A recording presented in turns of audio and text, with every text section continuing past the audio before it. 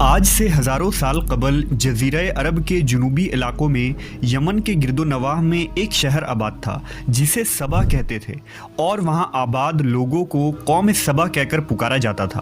یہاں کے لوگ نہایت ہی نعمتوں اور راحتوں میں تھے، ہر طرف لہلہاتی فصلیں اور پھل سے لدے درخت موجود تھے۔ مگر یہ قوم شرک میں مبتلا تھی اور سورج کی پوجا کیا کرتی تھی۔ جب وہاں کے بادشاہ شراجیل بن مالک کی موت ہوئی تو اس کی بیٹی بلقیس نے حکومت کی باغ دوڑ سنبھالی۔ بعض مورخین نے لکھا ہے کہ بلقیس کے والدین میں سے ایک جنات میں سے تھے، مگر اس نظریے کی کوئی واضح دلائل نہیں ملتی۔ ملکہ بلقیس ایک قابل عورت تھی جس نے یمن پر 9 سال نہایت ہی خوبصورتی سے حکومت کی۔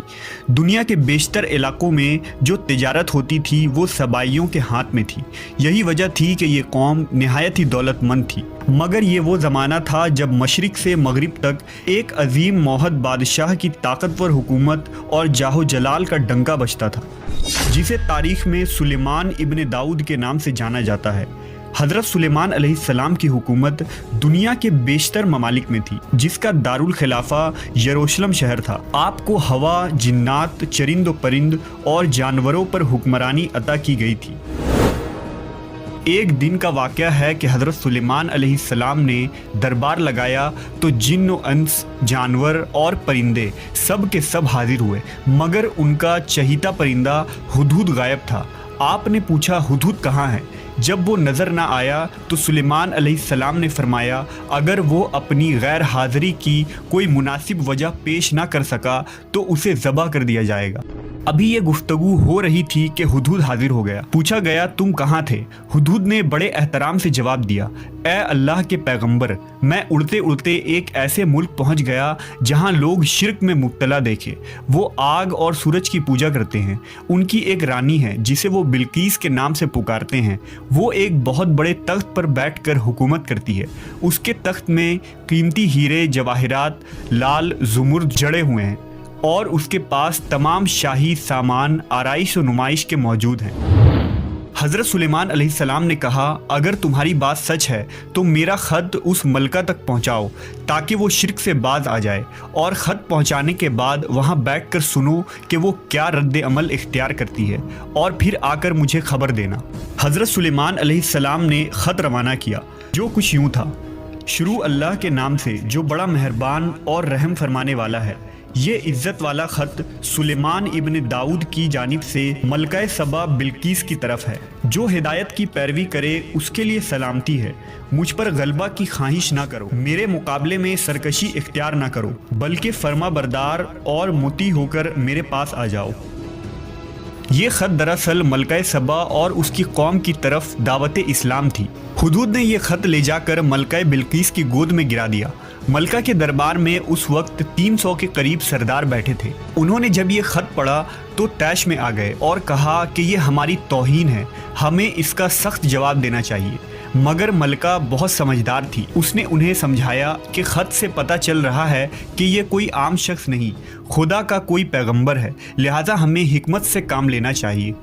اس نے کہا کہ میں حضرت سلیمان علیہ السلام کی طرف ایک تحفہ بھیجتی ہوں، اگر انہوں نے قبول کر لیا تو وہ بادشاہ ہے، میں اس سے جنگ کروں گی، لیکن اگر انہوں نے تحفہ قبول نہ کیا تو میں اس کی پیروی کروں گی کیونکہ وہ نبی ہیں۔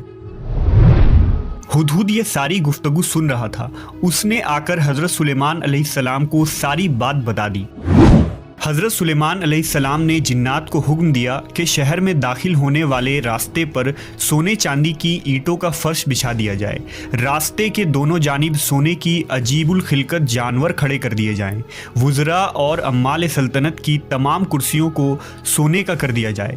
دربار کو ہیرے جواہرات سے مزین کیا جائے۔ ادھر بلقیس نے حضرت سلیمان علیہ السلام کے لیے تحائف روانہ کیے، جن میں سونے کی اینٹیں، جواہرات، غلام، کنیزیں اور ملکہ کا ایک خط بھی تھا۔ जब ये तमाम तहाइफ लेकर कासिद हजरत सुलेमान अलैहिस्सलाम के दरबार में पहुंचे और उन्होंने ये सब देखा तो शर्मिंदा हुए। हजरत सुलेमान अलैहिस्सलाम ने मलका के कासिदों से कहा, क्या तुम लोग माल से मेरी मदद करना चाहते हो? मगर देख लो, जो कुछ अल्लाह ने मुझे दे रखा है वो उससे भी ज़्यादा है जो तुम्हें दिया है, लिहाजा तुम्हारा तोहफा तुम्हें मुबारक हो। अब तुम अपने तहाइफ के साथ वापस जाओ और अपनी मलका से कहना कि हमारा इंतज़ार करे, हम एक ज़बरदस्त लश्कर लेकर आएंगे। जब ये खबर मलका बिल्कीस को पहुंची तो वो समझ गई कि वाकई ये अल्लाह के नबी है, लिहाजा उसने जंग के बजाय हज़रत सुलेमान अलैहिस्सलाम के दरबार में हाजिर होकर अपनी इताअत का यकीन दिलाने का फ़ैसला किया। जब हज़रत सुलेमान अलैहिस्सलाम तक ये पैगाम पहुंचा तो आपने अपने दरबारियों से कहा, तुम में से कौन है जो उनके मुती होकर आने से पहले मलका का तख्त मेरे पास उठा लाए? एक देव हैकल जिन ने कहा, आपके दरबार को बर्खास्त करने से पहले मैं उसे ला सकता हूँ, मैं इस काम की पूरी कुव्वत रखता हूँ और अमानतदार भी हूँ। फिर एक और शख्स जिसके पास किताब का इल्म था, उसने कहा, मैं ये तख्त आपको आपके पलक झपकने से कबल ही ला दूंगा। फिर हज़रत सुलेमान अलैहिस्सलाम ने उस तख्त को अपने पास रखा हुआ देखा तो पुकार उठे, ये मेरे परवरदिगार का फजल है ताकि वो मुझे आजमाए कि मैं शुक्र करता हूँ या नाशुक्री, और जो शुक्र करता है तो उसका शुक्र उसके अपने ही लिए मुफीद है, और अगर कोई नाशुक्री करे तो मेरा परवरदिगार बेनियाज है और अपनी ज़ात में बुजुर्ग व बरतर है। मुफस्सरीन के मुताबिक वो शख्स हज़रत सुलेमान अलैहिस्सलाम का कोई दोस्त था जिसका नाम आसिफ इब्न बरखिया बताया जाता है, और बाज़ ने लिखा कि वो आपका खालाजाद भाई था। कहा जाता है कि उस तख्त की लंबाई 80 हाथ, अर्ज 40 हाथ और ऊंचाई 30 हाथ थी। उसमें मोती, सुर्ख, याकूत, सब ज़ुमुर जड़े हुए थे। हज़रत सुलेमान अलैहिस्सलाम ने उस तख्त में रद्द बदल कर दिया और उसे पहले से भी बेहतर बना दिया। जब मलका बिल्कीस हज़रत सुलेमान अलैहिस्सलाम के दरबार में हाजिर हुई तो आपने पूछा, क्या तुम्हारा तख्त भी इसी तरह का है? उसने कहा, ये तो गोया हू बहू वही है और हमें तो पहले ही मालूम हो गया था और हम फर्माबरदार हो चुके हैं। बिल्कीस के आने से पहले हज़रत सुलेमान अलैहिस्सलाम ने ऐसी इमारत बनाने का हुक्म दिया जिसका फ़र्श शीशे का हो, नीचे पानी जारी हो, पानी में मछलियाँ और दूसरे आबी जानवर हो। हज़रत सुलेमान अलैहिस्सलाम उस इमारत में अपने शाही तख्त पर जलवा अफरोज़ थे और शीशे के नीचे से पानी अपनी पूरी आबोताब से बह रहा था, जबकि उसके ऊपर शीशा नज़र नहीं आता था। बिल्कीस को इस महल में लाया गया। जब उसने फर्श को देखा तो समझी कि यह पानी का एक हौज़ है, लिहाजा अपनी पिंडलिया से कपड़ा उठा लिया। सुलेमान अलैहिस्सलाम ने कहा, यह तो शीशे का चिकना फर्श है। तब वो शर्मिंदा हुई और बोल उठी, ऐ मेरे परवरदिगार, मैं सूरज की पूजा करके अपने आप पर जुल्म करती रही हूँ और अब मैंने सुलेमान के साथ अल्लाह रब्बुल आलमीन की इताअत कबूल कर ली। लिहाजा बिल्कीस पर यह जाहिर हो गया कि जिस तरह वो शीशे के सहन को पानी का लहरें मारने वाला गहरा हौज़ समझ बैठी, उसी तरह उसने और उसकी कौम ने सूरज की चमक और दमक देखकर उसे माबूद और खुदा समझ बैठे। उसे अपनी फाश गलती पर नहायत ही शर्मिंदगी हुई।